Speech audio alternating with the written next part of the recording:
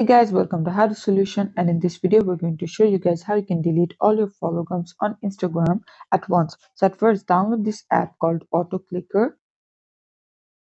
and then go to OK, and then from there turn it on and then allow, then go back and enable this one, and then go back to your Instagram account.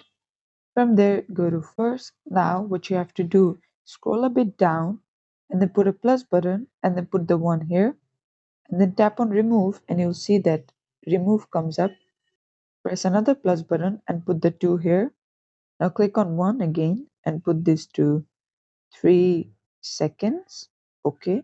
And then click on the 2 here and put this to 3 seconds and then okay. Now press it and you'll see it will automatically do this work for you. There you go. They have been removed, and this is exactly how you can remove followers on Instagram. Thanks for watching. Please leave a like and subscribe for more tutorials like this. And until then, take care.